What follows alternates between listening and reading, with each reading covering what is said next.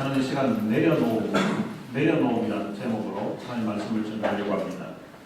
어느 교회에 나집사님이라는 분이 계셨습니다. 성이 나씨가 아니고 나이롱 집사라고 해가지고 나집사님이 있었는데요. 이분은 주일날 날씨 좋으면 등산 가고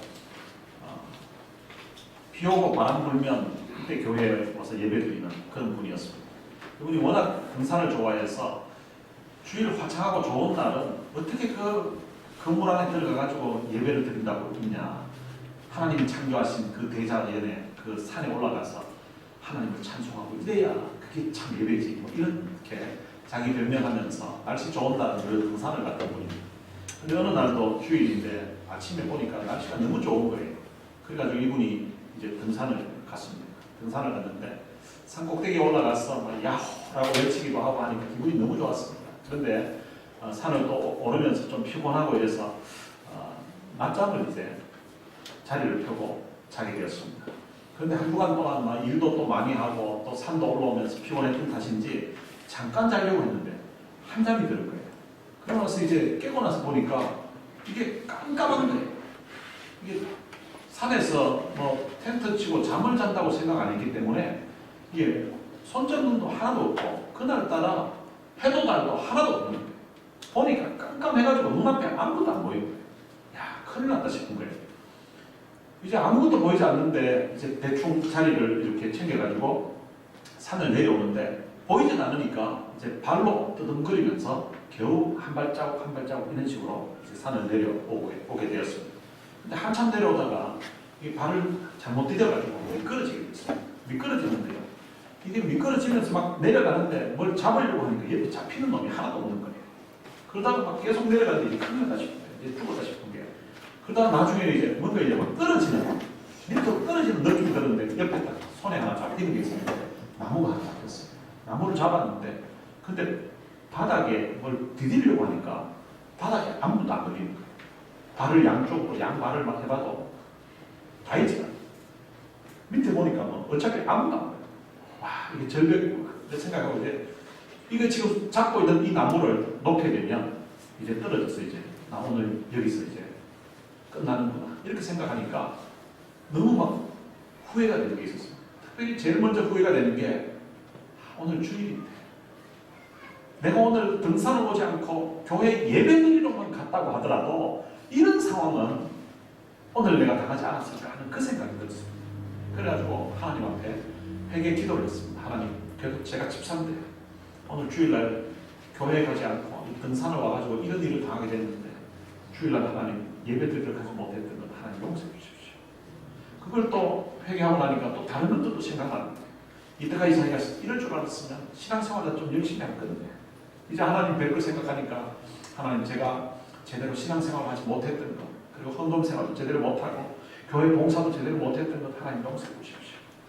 이렇게 회개하다가 그리고 이제 다시 또 이런 기도를 하게 됐어요. 하나님 오늘 저 한 번만 살려주시면 앞으로 정말 하나님 잘 믿겠습니다. 오늘 하나님 한 번만 저 살려주시면 앞으로 절대 주일날 등산 가지 않고 앞으로 주일날마다 예배 드리러 가고 앞으로 헌금생활도 잘하고 그리고 앞으로 참 하나님 말씀이라면 철저하게 제가 순종하면서 이제 믿음으로 제가 살겠습니다. 하나님 오늘 한 번만 살려주시면 정말 제가 하나님 잘 믿고 예수 잘 믿겠습니다. 그런 기도를 했습니다. 그러면서 또 막 사람씩 외쳐봤는데 아무도 뭐 산중에 뭐 메아리만 들려오고 대답하는 이가 없었습니다. 그래서 하나님 앞에 기도하고 있었는데 소리가 들렸습니다. 김집사 하면 소리가 들렸어요. 저 누구십니까? 그게 하나님입니다. 정말이십니까? 정말이죠. 하나님 저 한 번만 살려주십시오. 저 한 번만 살려주시면 앞으로 하나님 잘 믿겠습니다. 너 정말 앞으로 나 잘 믿겠느냐? 예, 잘 믿겠습니다. 그래. 알았다. 내가 오늘 한번 살려줄 테니까 잡고 있는 거 놓으라고. 지금 이거 놓으면 발에 지금 다리는 아무것도 없는데 이 놓으면 이제 떨어져 죽는 줄 알았는데 절벽인데 하나님 이건 못 넣습니다. 야, 네가 나를 믿는다네. 이거는 믿습니다. 그럼 놓으라니까 내가 살려준다니까. 하게 하나님 제가 하나님을 믿는데 이거는 못 놓습니다. 놓으면 내가 살려준다니까. 제가 이거는 못 놓습니다. 자꾸 하나님 놓으라고 하니까 이 김 집사님이 당황해가지고 거기 하나님 말고 누구 다른 분 없어요. 다른 분 찾아다보지도 않고 나중에 팔에 힘이 다 빠져가지고 결국은 이걸 놓게 됐습니다. 놓으면 죽는 줄 알았는데 바로 밑이 바닥이었어요. 놓고 나니까 사람들은 움켜쥐고 있으면 그게 자기 것이 되는 줄 알고 움켜쥐고 있어야 사는 줄로 그렇게 생각하면서 살아가는 사람들이 많습니다. 근데 하나님은 놓으라고 하십니다. 네가 잡고 있는 건 놓아야 내가 손을 쓸 수가 있고 네가 잡고 있는 건 놓아야 내가 일을 할 수가 있다. 그런데 우리들은 그것을 놓기를 거부하고 있습니다. 평생 움켜쥐고만 살고 잡는 것만 자기 것으로 생각하고 살았던 인물이 있었는데 그 사람이 오늘 본문에 나옵니다. 야곱이라는 사람입니다. 이 야곱은 욕심이 아주 많은 사람이었어요. 이 사람은 태어나기도 전에 어머니 뱃속에서부터 욕심이 많아가지고 아내 형을 이기려고 했었고 형보다 먼저 자기가 나가려고 했었고 형이 먼저 나가니까 자기가 못 나가니까 형의 발꿈치라도 움켜잡고 그 태중에서 그 아이가 얼마나 적겠어요. 그런데 그 발꿈치를 움켜잡고 자기가 먼저 나가야 된다고 했던 사람이 야곱입니다. 이 야곱은 태어나고 나서도 욕심이 많아가지고 형이 받을 장자의 명분을 자기가 쟁취하려고 했던 사람이고 움켜쥐려고 했었고 그리고 나중에는 형이 받을 그 장자가 받을 축복을 자기가 움켜잡으려고 했던 사람입니다. 그럼 나중에 그가 외삼촌 집에 가서는 외삼촌의 재산을 자기 것 만들려고 움켜잡으려고 했던 사람입니다. 그리고 이제 노년에는 그가 이제 자식을 움켜잡고 그렇게 살았습니다. 그에게 요셉이라는 아들이 있었는데 그 요셉과 그 동생 베냐민이 있었습니다. 이 둘은 그가 사랑했던 여인 라헬의 소생이었습니다. 그래서 라헬도 사랑했었지만 라헬이 죽고 나니까 그 자식들을 사랑했는데 요셉은 지금부터 오늘 본문 배경에서 약 한 20년 전에 이제 요셉은 죽은 줄로 그렇게 알고 있습니다. 자기에게 남은 생명이 있는데 그것은 바로 베냐민. 이 베냐민을 움켜쥐고 이건 놓으면 자기 인생 죽는 줄로 알고 그것만 붙들고서 노년을 살고 있었습니다. 그런데 그 움켜쥐고 있는 그것 때문에 문제가 되었습니다. 어떤 문제가 되는가 하니까 지금 야곱의 자녀들이 애굽에서 양식을 사러 갔다가 양식을 사왔습니다. 그리고 나서 이제 시간이 상당히 걸렸습니다. 상당히 지나서 이제 그 사온 양식이 거의 바닥이 날 그런 상황이었습니다. 근데 가서 다시 양식을 구해와야 되는데 사와야 되는데 그 양식을 사기 위해서는 이 베냐민을 데려가야 됩니다. 지난번 요셉 그 총리가 동생을 데리고 와야 정탐꾼이라는 오해가 이제 누명이 풀려지게 된다고 했기 때문에 그 동생을 데려오지 않으면 나 얼굴 볼 생각도 하지 마라 이렇게 못 볼 것이라고 이야기했기 때문입니다. 지금 베냐민을 데리고 가려고 하니까 아버지가 놓아주지를 않습니다. 그리고 가지 않으면 먹을 양식이 없어서 굶어 죽을 그런 상황입니다. 움켜쥐고 있는 그 베냐민 때문에 문제가 된 것입니다. 때때로 우리의 인생에도 움켜쥐고 있는 것 때문에 문제가 될 때가 많습니다. 움켜쥐고 있는 것은 사람마다 다를 수 있습니다. 어떤 사람은 자기 자존심일 수도 있습니다. 뭔 일이 생기면 자기 자존심 그거 팔아봐야 그거 뭐 돈 가치도 없는 건데 근데 그거 자존심 그것 때문에 놓지 못하고 있는 그런 사람이 있는가 하면 또 어떤 사람은 돈에 대한 어떤 욕심 때문에 돈 문제만 나오면 인색하고 돈 문제만 나오면 자기 생각을 바꾸지를 못하고 하는 그런 사람입니다. 또 나름대로 어떤 자기 어떤 생각, 사고 이것을 움켜쥐고 절대 바꾸지 않는 그런 사람이십니다. 또 어떤 사람은 자식 문제 때문에 또 다른 문제 모두 자식 문제 나오면 절대 양보하지 않고 그것 때문에 자기 모든 생각이나 행동 기준이 다 바뀌는 그런 사람도 있습니다. 또 어떤 사람은 자기 건강 문제, 자기 몸 챙기는 거, 뭐 문제 나오면 자기 생각하면서 그것 먼저 하려고 하다 보니까 부부간에 문제가 생기기도 하고, 때로는 부자지간에 문제가 생기기도 하고, 때로는 다른 직장에서도 문제가 생기는 그런 경우들이 있습니다. 오늘 본문에 이 야곱의 집안에서는 이 야곱이 움켜쥐고 있는 그것 때문에 지금 가족들이 사느냐 못 사느냐 이런 문제가 지금 직면하게 되었습니다. 이런 가운데서 이제 요셉의 그 형제들이 야곱의 그 자녀들이 아버지에게 선뜻 우리 가서 양식 구해오겠습니다. 소리를 못합니다. 구하러 가려고 하면 베냐민을 데려가야 되는데 이 아버지가 베냐민을 놓아주지 않기 때문입니다. 이러한 상황 가운데서 오늘 본문 1절과 2절에 보면 그 아버지가 먼저 이야기를 합니다. 1절에 보면 그 땅에 기근이 심하고 그들이 애굽에서 가져온 곡식을 다 먹음에 그 아버지가 그들에게 이르되 다시 가서 우리를 위하여 양식을 조금 사오라. 아버지가 먼저 말을 꺼냈습니다. 지금 이제 양식이 없으니까 가서 양식을 좀 사오라고 했습니다. 그렇게 하니까 유다가 말을 합니다. 아버지, 우리 못 갑니다. 우리가 가려고 하면 베냐민 데려가야 됩니다. 근데 베냐민 안 데려가면 그 땅 주인이 우리 얼굴 못 본다고 그렇게 이야기했습니다. 그렇기 때문에 우리가 가려고 하면 아버지가 베냐민을 내놓으셔야 됩니다. 라고 그렇게 이야기했습니다. 그랬더니 6절에 보니까 이스라엘은 바로 야곱을 이야기합니다. 이스라엘이 가로되 너희가 어찌하여 너희에게 또 다른 아우가 있다고 그 사람에게 말하여 나를 괴롭게 하였느냐 라고 이야기합니다. 지금 자식들이 양식을 한번 사가지고 와서 그래도 지금까지 먹고 살았습니다. 다시 한번 더 가서 양식을 사와야 되는데 근데 베냐민을 데려가야 된다고 하니까 이 야곱이 하는 이야기가 너희가 어찌하여 너희에게 또 다른 아우가 있다고 그 사람에게 말하여 나를 괴롭게 하였느냐. 지금 이 가정에 죽고 사는 그 문제가 그리고 양식을 사오느냐 못 사오느냐 이 문제가 아버지 야곱만 결단하면 되는 문제인데 근데 아버지는 이 결단을 자기가 하지 못하고 자식들에게 오히려 원망합니다. 왜 동생이 있다고 이야기를 해가지고 나를 지금 난처하게 이렇게 나를 괴롭히냐고 이렇게 이야기합니다. 이 아버지 모습 보면 너무 한심하지 않습니까? 아니 동생이 있는데 있다고 해야 되지. 동생이 있는데 없다고 해야 됩니까? 사실대로 이야기한 것 뿐인데 그런데 이걸 가지고 지금 자식들을 오히려 원망하고 이 문제의 원인이 자식들에게 있는 것처럼 그렇게 이야기합니다. 그렇게 아버지가 이야기를 하니까 자식들이 이구동성으로 이렇게 이야기합니다. 그 사람이 우리와 우리의 친족에 대하여 자세히 질문하여 이러기를 너희 아버지가 아직 살아 계시냐 너희에게 아우가 있느냐 하기로 그 묻는 말에 따라 그에게 대답한 것이니 그가 너희의 아우를 데리고 내려오라 할 줄을 우리가 어찌 알았으리까. 지금 그 자녀들의 대답은 그 사람이 우리에게 묻기를 아버지 살아 계시냐고 하기로 살아 계신다 했고 그리고 아우 있냐고 동생 있냐고 하니까 있으니까 있다고 했습니다.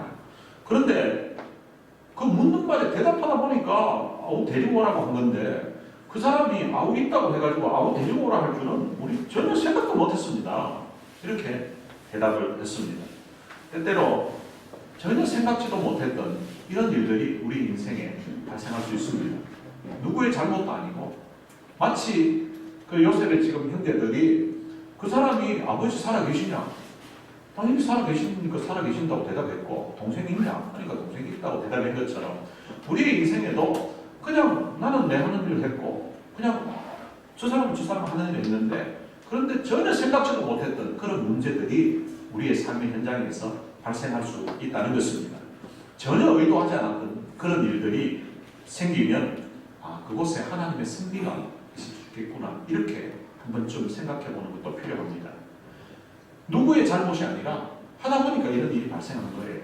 그런데 그 발생한 상황에서 누구 잘못 따져도 해결이 나지 않는 그런 문제가 있다면 하나님이 이 일을 통하여서 뭔가 나에게 유익을 주시든지 뭔가 깨닫게 하시려고 하시는 모양인가 그렇게 생각해 보시기를 바랍니다. 때때로 전혀 생각지도 못했던 기대하지도 못했던 그런 일들이 하나님이 우리를 위한 특별한 의도를 가지고 하나님의 계획 가운데 추진되는 일들이 있습니다. 오늘 본문의 일도 마찬가지입니다. 야곱이 생각했을 때는 그 자녀들이 잘못 대답을 해서 사실은 사실대로 대답한 것인데 자녀들 때문에 베냐민을 잃게 된다고 이렇게 생각했습니다. 그런데 나중에 결과를 보면 베냐민을 잃게 된 것이 아니라 전혀 생각지도 못했던 이 일 때문에 요셉을 만나게 되는 그런 하나님의 계획이었다는 것을 나중에 알게 된다는 사실입니다. 로마서 8장 28절에 보면 우리가 알거니와 하나님을 사랑하는 자 곧 그의 뜻대로 부르심을 입은 자들에게는 모든 것이 합력하여 선을 이룬다고 합니다. 오늘 내게 참 생각지도 않았던 그런 일 전혀 예상하지 못했던 그런 일이 발생한다 할지라도 그것 때문에 우리가 불평하고 그것 때문에 우리가 원망할 필요가 없다는 것입니다. 지금 답답하고 지금 한숨 쉬고 있는 이 문제도 결국은 협력해서 하나님은 선을 이룰 수가 있다는 것입니다. 유다가 그런 상황에서 이야기를 합니다. 그의 아버지 이스라엘에게 이르되 저 아이를 나와 함께 보내시면 우리가 곧 가리니 그러면 우리와 아버지와 우리 어린 아이들이 다 살고 죽지 아니하리이다. 유다가 지금 해결할 수 없는 이 해결되지 않고 있는 이 문제를 자기가 책임지겠다고 합니다. 제가 베냐민 데리고 갔다 오겠습니다. 그러면 아버지도 살고 우리도 살고 우리 자녀들까지 다 살게 됩니다. 그리고 계속해서 하는 이야기가 자기 목숨 걸고 책임지겠다고 합니다. 만약에 베냐민 데리고 갔다가 베냐민이 어떻게 잘못되게 되면 제 목숨 아버지가 걷어가십시오. 제 목숨 걸고 제가 책임지고 하겠다고 그렇게 이야기합니다. 사실 이런 이야기는 누가 해야 맞는가 하면 장자가 해야 됩니다. 이 장자가 로벨인데 로벨은 아무 말도 안 하고 가만히 있습니다. 아무 말도 안 하고 가만히 있고 그리고 이제 이 유다가 하는데 유다는 그 형제들 중에 서열이 네 번째입니다. 네 번째라서 위에 세 분 형님이 계심에도 불구하고 자기가 책임지겠다고 합니다. 위에 형님들이 책임 안 지려고 하니까 그냥 모른 척하고 있으니까 유다가 자기가 책임지겠다고 나선 것입니다. 때때로 우리의 삶에 무슨 문제가 발생했을 때에 이건 누가 해야 되느냐? 이건 형님이 해야지. 이건 누님이 해야지. 이건 내 차례 아니라고 이렇게 할 것이 아니라 오늘 본문의 유다처럼 무슨 일이 발생하면 여러분들이 장자의식을 가지고 책임지고 감당해 보시기를 바랍니다. 근데 이렇게 감당하면 마치 장자인 것처럼 그렇게 감당하면 하나님께서 장자에게 주시는 그런 축복을 그에게 주시는 것입니다. 인류의 구원자 되신 예수 그리스도가 누구의 후손으로 오시는가 하면 바로 이 유다의 후손으로 옵니다. 장자인 르우벤의 후손으로 오시는 것이 아니라 바로 이 유다의 후손으로 바로 메시아 되신 예수 그리스도가 이 땅에서 태어나게 됩니다. 어떤 문제가 있을 때에 우리가 주도권을 가지고 책임의식을 가지고서 장자의식을 가지고서 그 일을 감당하면 하나님께서는 그를 영적인 장자로 생각하시고 그에게 영적인 장자가 받을 그 축복을 허락해 주시는 것입니다. 오늘 본문의 야곱은 이제 이 문제를 해결하기 위해서 어떻게 하냐면 11절에 보면 이 문제에 대해서 끌려다니는 그런 모습을 우리가 알 수 있습니다. 그들의 아버지 이스라엘이 그들에게 이르되 그러할진대 이렇게 하라. 너희는 이 땅의 아름다운 소상을 그릇에 담아 가지고 내려가서 그 사람에게 예물로 드릴지니 곧 유향 조금과 꿀 조금과 향품과 모략과 유향나무 열매와 감 복숭아입니다. 이것이 야곱이 살아가는 방식입니다. 이 야곱은 무슨 문제가 생기면 늘 뇌물 쓰는 방법으로 그렇게 살아갔습니다. 형님을 뵐 때도 참 해결되지 않을 것 같은 그런 문제 가운데서 어떻게 했는가 하면 바로 자기가 가지고 있는 그 재산을 선물로 형님에게 보내면서 그 형님의 마음을 어떻게 풀어보려고 그렇게 했습니다. 그것처럼 지금도 똑같은 원리로 그렇게 생각합니다. 자기가 가지고 있는 것들 이제 보내서 그 땅 주인의 마음을 좀 녹여보려고 바꾸어 보려고 그렇게 수를 쓰고 있는 것입니다. 이 야곱은 세상적인 방법에 아주 익숙한 사람입니다. 세상적인 잔머리 굴리는 데에 아주 빠른 그런 사람입니다. 야곱은 그 12절에 보면 너희 손에 갑절의 돈을 가지고 너희 자루 아기에 도로 넣어져 있던 그 돈을 다시 가지고 가라. 혹 잘못이 있을까 두렵도다 라고 이야기합니다. 돈도 갑절로 가져가서 지난번에 자루에 있었던 거 그거 다시 돌려주고 그렇게 하라고 이야기합니다. 그리고 다시 사오라고 합니다.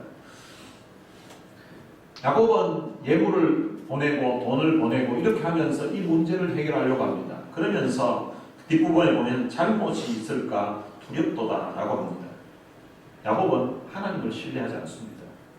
하나님을 신뢰하지 않고 자기 인간적인 머리 그리고 세상적인 방법 이걸 동원하면서 살아가려고 합니다. 인간적인 머리 굴리고 해봐도 그 마음에 있는 것은 두려움밖에 없다는 것을 알 수가 있습니다. 세상에서 오래 살다가 예수를 이제 늦게 믿은 사람들은 예수 믿는 그 순간 하나님의 방법으로 살아가기는 쉽지 않습니다.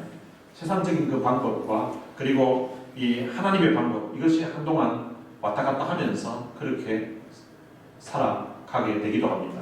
어떤 사람들은 용어가, 이게 절에 오래 다녔던 사람들은 용어가 익숙하지 않아가지고 교회 와서, 교회는 본당이라 하는데 법당에 가서 예배드리자 하고 막 이렇게 쓰기도 하고요. 어떤 분은 교회 와서, 교회는 담임 목사를 하는데 주지 목사님 이렇게 용어를 쓰는 분도 있습니다. 워낙 몸에 익숙하고 입에 익숙한 표현이기 때문에 그것이 잘 안 바뀌는 그런 상황이 될 수 있는 것처럼, 살아가는 방식도 예수 믿는다고 해서 갑자기 하나님이 원하는 방법으로 이렇게 한꺼번에 잘 바뀌지는 않은 것 같습니다. 이 야곱은 어떻게 보면 참 하나님을 믿고는 있었지만 세상적인 방법으로 살아가는 그런 모습이라고 할 수 있습니다. 야곱은 자신이 그렇게 사랑했던 물질과 그리고 자식까지 이제 다 내려놓게 됩니다. 인생의 막다른 골목에서 이제 더 이상 버팅길 수도 없고, 더 이상 버팅기면 굶어 죽을 수밖에 없는 그런 상황이 되니까 결국은 야곱은 자기가 가지고 있던 물질도 내려놓고, 그리고 자기가 붙잡고 움켜쥐고 있었던 그 베냐민도 이제는 내려놓게 됩니다. 그리고 나서 그의 마음에는 두려움으로 지금 가득 차 있습니다. 두려움에 잡히면 물질적인 방법을 사람들이 또 택하게 됩니다. 하나님을 믿는 사람이라면 이런 상황 가운데서 하나님을 찾아야 되고요. 여호와는 나의 목자시며 내가 부족함이 없다고, 하나님 그분이 나의 피난처라고, 하나님 그분이 나의 보호자라고, 이런 고백이 있어야 되는데 야곱에게는 아직 그런 고백이 없습니다. 드디어 야곱은 자기 자식을 내놓겠다고 이제 13절에서 고백을 합니다. 내 아우도 데리고 떠나 다시 그 사람에게로 가라고 합니다. 자기 예물 다 내려놓고, 그리고 결국 아들까지, 베냐민까지 내려놓게 됩니다. 이 야곱은 평생 뭔가 움켜쥐고 있어야 마음이 편했던 사람이고요. 그걸 빼앗길 것 같으면 두려움이 몰려왔던 사람인데, 자기에게 마지막으로 잡고 있는 게 그게 바로 베냐민입니다. 앞부분에서도 그런 말하기를, 만약에 이 베냐민이 어떻게 되면, 죽게 되면, 해를 입게 되면 자기는 죽을 것이라고 그렇게 이야기합니다. 자기 목숨처럼 소중하게 잡고 있었던 사람, 그 사람이 바로 자기 아들 베냐민이었습니다. 이 베냐민을 이제 내려놓는 거예요. 포기하는 거예요. 이것은 야곱의 인생에 있어서 어떤 최대의 어떤 결단이라고 할 수 있습니다. 그에게는 피눈물 나는 아픔 가운데서 어쩔 수 없이 내린 결론이 바로 내려놓는 것, 포기하는 것입니다. 비록 어쩔 수 없이 이렇게 결정할 수밖에 없었지만 그는 결국 자식을 포기하게 됩니다. 야곱이 베냐민을 포기했다는 것은 모든 것 다 포기했다는 것입니다. 자기의 생명도, 자기 인생의 모든 것도 다 내려놓고 포기했다는 것입니다. 그동안 움켜잡고 있던 것, 모든 것을 다 내려놓은 것입니다. 마태복음 16장 24절에서 예수님은 누구든지 나를 따라오려거든 자기를 부인하고 자기 십자가를 지고 예수님을 쫓으라고 그렇게 했습니다. 자기를 부인하라는 것입니다. 자기 욕심, 자기 주장, 자기 고집, 이런 거 다 부인하고 다 내려놓고, 그리고 주님을 쫓을 것을 말씀했습니다. 사랑하는 성도 여러분, 어차피 때로는 포기해야 될 그런 순간이 오게 됩니다. 어차피 내려놓아야 될 그런 일이라면 미리 내려놓으시길 바랍니다. 자존심도 고집도 그것 가지고 있으면 계속 부부간에 싸우게 되고요. 그리고 가정에도 문제고 직장생활도 문제가 되는 경우 있습니다. 어차피 내려놓을 것 같으면 미리, 그리고 어차피 내려놓을 것 같으면 즐거운 마음으로 내려놓는 게 좋습니다. 마음을 정하고 내려놓으면 그때 마음의 평안을 누릴 수가 있습니다. 그때부터 참된 기쁨을 맛보게 되는 것입니다. 모든 것을 내려놓은 야곱에게 놀라운 일들이 오늘 본문에 보면 벌어집니다. 어떤 일인가 하면 14절에 보면 전능하신 하나님께서 그 사람 앞에서 너희에게 은혜를 베푸사 그 사람으로 너희 다른 형제와 베냐민을 돌려보내게 하시기를 원하노라. 모든 것을 내려놓은 다음에 야곱의 입에서 나온 것이 하나님이 전능하시라고 하면서 그가 비로소 기도를 하게 되었다는 것입니다. 전능하신 하나님이 너희에게 은혜를 베풀기를 원한다고 이렇게 기도를 합니다. 야곱은 자기의 모든 것을 다 포기하고 자기의 모든 것을 다 내려놓는 그 순간에 하나님 그분이 전능하신 분임을 그의 입으로 고백하게 됩니다. 때때로 우리들도 하나님이 전능하시다는 사실을 우리는 매주일마다 고백하면서도 사도신경 신앙 고백하면서 적어도 일주일에 한 번은 전능하사 천지를 만드신 하나님 아버지를 내가 믿는다고 이렇게 고백합니다. 그런데 삶에 때로는 어려운 문제가 닥치는 그 순간에는 그 전능하신 하나님을 잘 생각하지 못할 때가 있습니다. 그런데 인생의 막다른 골목에서 이제 더 이상 의지할 것도 없고 더 이상 붙잡고 있을 수도 없는 그런 가운데 놓게 되는 상황에서는 하나님이 전능하심을 고백하게 되고, 전능하신 하나님이 전능하시면 이 문제에 좀 개입하셨어, 하나님이 좀 도와달라고 그런 기도를 하게 되는 경우들이 있습니다. 그리고 야곱은 다음에 하는 말이 잃게 되면 잃으리로다 라고 말합니다. 베냐민을 잃게 되면 잃겠다고 베냐민을 포기한다는 그런 말을 하는 것입니다. 사실 이 베냐민은 야곱의 인생에 있어서는 가장 소중하다고 할 수 있습니다. 그가 사랑했던 여인 그 라헬과 결혼하기 위해서 14년간을 무성살이를 했습니다. 그 정도로 라헬을 사랑했고요. 그런데 라헬이 죽고 나서 그의 소생으로 두 아들이 있었는데 한 아들은 약 20년 전에 이미 죽은 줄로 알고 있습니다. 그리고 남아있는 것이 바로 베냐민입니다. 그렇기 때문에 이 베냐민은 야곱이 자기 생명처럼 소중하게 여겼던 사람입니다. 그런데 그 베냐민을 이제 마지막 내려놓고 포기한 것입니다. 움켜쥐고 있던 것을 내려놓고 포기한다는 것은 이거 쉬운 일이 아닙니다. 그런데 내려놓았을 때에 어떤 일이 벌어지는가 오늘 본문 뒷부분에 보면 나옵니다. 16절에 보면 요셉은 베냐민이 그들과 함께 있음을 보고 자기의 청지기에게 이르되 이 사람들을 집으로 인도해 드리고 짐승을 잡고 준비하라. 이 사람들이 정오에 나와 함께 먹을 것입니다. 야곱이 움켜쥐고 있었던 그 베냐민을 놓고 데려가라고 해서 그 요셉의 형제들이 그 베냐민을 데리고 애굽에 온 것입니다. 애굽에 와서 요셉을 만나게 됐는데 요셉이 보니까 그 형제들 사이에 베냐민이 있는 거예요. 바로 자기 동생입니다. 그 베냐민을 보는 순간 이 요셉의 마음에 너무나 흐뭇했습니다. 너무 좋았습니다. 그래서 청지기에게 짐승을 잡으라고 합니다. 그리고 이 사람들을 자기 초대하라고 합니다. 초대해서 정오에 만찬을 준비하라고 합니다. 야곱이 움켜쥐고 있었던 그 베냐민을 놓고 나니까 바로 그 형제들이 이런 요셉이 마련한 그 만찬을 맛보게 되었다는 것입니다. 만약에 야곱이 움켜쥐고 있고 놓지 않았다면 그 자녀들이, 그 자식들이 지금 이 애국 땅에 왔다 할지라도 요셉의 이런 기쁜 얼굴과 만찬은 기대할 수 없었을 것입니다.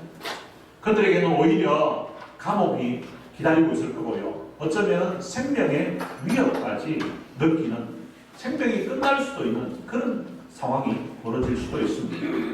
움켜쥐고 있던 것 이렇게 놓고 나니까 요셉의 그 형제들이, 그 야곱의 그 자녀들이 이렇게 참 풍성한 그런 만찬에 초대될 수가 있었다는 것입니다.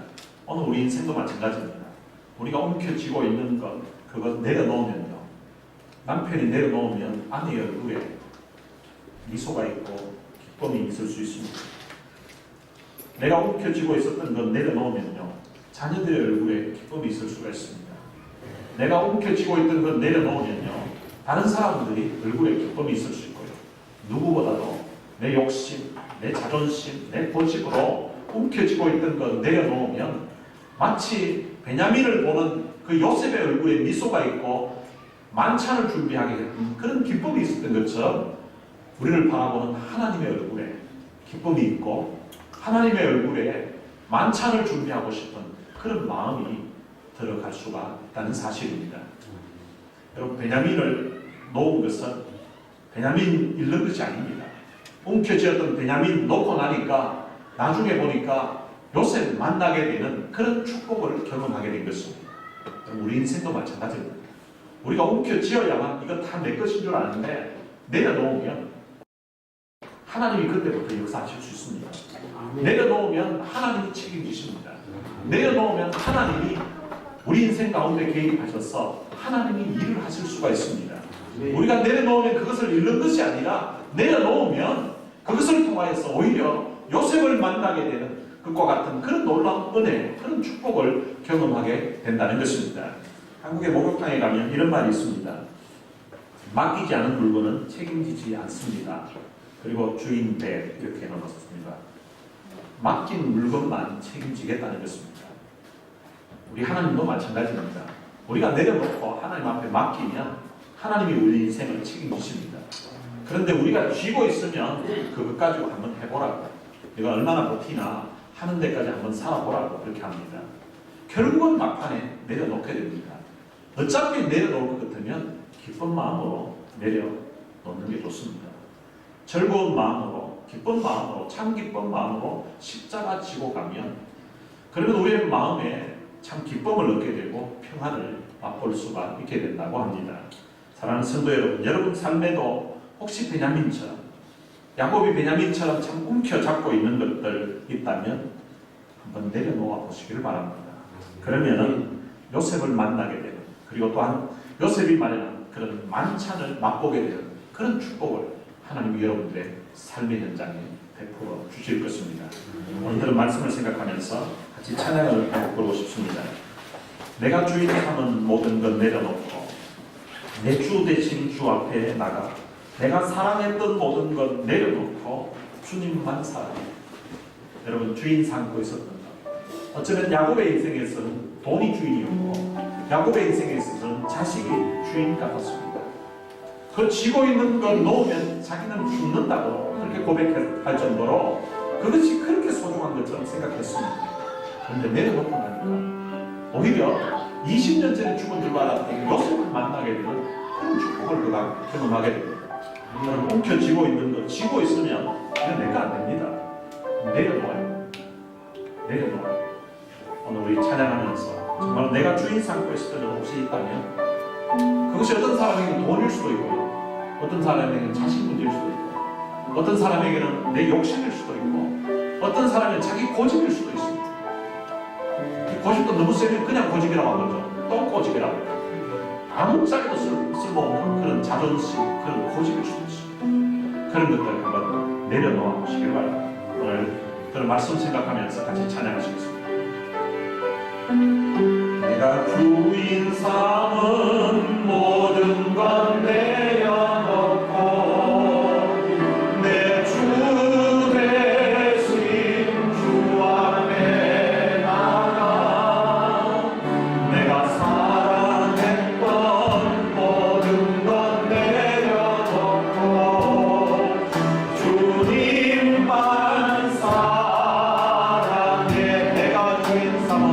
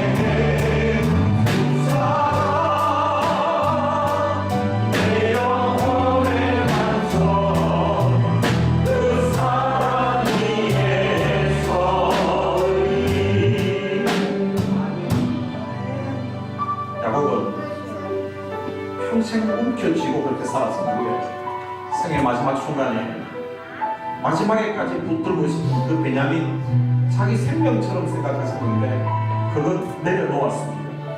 내려놓고 나니까 요셉 만나는 그런 은혜를 그의 생애에 하나님이 베풀어 주셨습니다. 여러분들 움켜쥐고 있는 것 없습니까? 여러분들 욕심, 자존심, 자신 다 내려놓으시기 바랍니다. 오늘 이 시간 우리 들은 말씀을 생각하면서 하나님, 나도 이 시간 내가 움켜쥐고 있었던 것 내려놓게 하옵소서. 내려놓겠습니다라는 그런 고백을 함께 들을 수 있게 되시기를 바랍니다. 같이 기도하시겠습니다. 살아계신 아버지 하나님, 은혜를 감사합니다. 하나님의 말씀을 통하여서 우리가 그동안 움켜쥐고 있었기 때문에 때로는 부부 간의 문제가 되기도 하고 때로는 가족 간의 문제가 되기도 하고 내가 움켜쥐고 있는 그것 때문에 내 신앙생활에도 문제가 되기도 하고 내가 움켜쥐고 있었던 것 때문에 직장생활에도 싸우고 내가 움켜쥐고 있었던 것 때문에 내가 알고 있는 사람들과의 관계에도 여러 가지 문제가 발생했던 것을 오늘 말씀을 통하여서 깨우쳐주시고 생각해 주신 것 참으로 감사합니다. 하나님 아버지, 마치 야곱에게 있어서 평생을 몸을 움켜쥐고 때로는 자식을 움켜쥐고 평생을 뭔가 움켜쥐고 그렇게 살았습니다. 나도 주님, 내 욕심, 내 자존심, 때로는 자식 문제, 때로는 주님 내가 생각하고 있는 미래까지라고 하나님, 내가 지고 있었던 것, 내가 잡고 있었던 것, 움켜쥐고 있는 그 모든 것들을 시간 주님 말씀에 의지하여서 주님 앞에 내려놓게 하여 주옵소서. 하나님, 십자가 앞에 내려놓게 하시고 하나님 앞에 내려놓게 하시고 내 마음을 주님 앞에 내려놓고 내 마음을 주님 앞에 비우는 시간 될 수 있도록 은혜를 베풀어 주옵소서. 하나님 아버지, 내 손에 가득한 것 주님 앞에 내려놓게 하시고 정말 우리 하나님 앞에 빈 마음으로 하나님 마음을 비우게 해주시고 내려놓을 수 있도록 우리 하나님 도와주시기를 원합니다. 내려놓으면 죽을 것 같은 하나님 붙들고 있는 모든 것 하나님 내려놓게 해주시고 내려놓음을 통하여서 나 때문에 자녀들이 이런 것을 내려놓게 하시고 내가 주인 삼고 있는 다 내려놓게 해주셔서 정말 하나님 앞에 빈 마음으로 나아가게 해주시고 하나님 앞에 빈 마음으로 앞에 나아가서 하나님이 내 마음을 믿다가 하나님 내 인생을 인도하시는 내가 저희들의 삶이 될 수 있도록 우리 하나님 은혜를 베풀어 주옵소서. 하나님 아버지, 온 성도의 신에게 이런 내려놓는 은혜가 있을 수 있도록 주님 축복하시고 저들 삶의 내려놓음을 통하여서 하나님에게 만찬을 맛보게 하여 주옵소서. 하나님 아버지, 은혜를 감사합니다. 오늘 귀한 하나님의 말씀을 통하여서 어쩌면 우리의 인생에도 참 야곱이 베냐민을 움켜잡고 있었던 것처럼 우리가 참 소중한 줄로 알고 움켜잡고 있고 붙들고 있었던 것 하나님 앞에 십자가 앞에 내려놓을 수 있게 하여 주옵소서. 그래서 내려놓음으로 말미암아 하나님이 얘기하신 그런 만찬과 그리고 마치 요셉을 만나는 것 같은 그런 놀라운 신령한 은혜의 축복이 우리 성도들에게 있게 하여 주옵소서. 우리 주 예수 그리스도의 은혜와 하나님의 무한하신 사랑과 성령님의 위로교통 충만하심이 하나님 앞에 지금까지 주인 삼고 있었고 지금까지 어쩌면 하나님보다 더 사랑하고 있었던 것 내려놓기를 마음에 다짐하는 사랑하는 주의 귀한 자녀들 머리 위에 영원토록 함께 있을지어다. 아멘.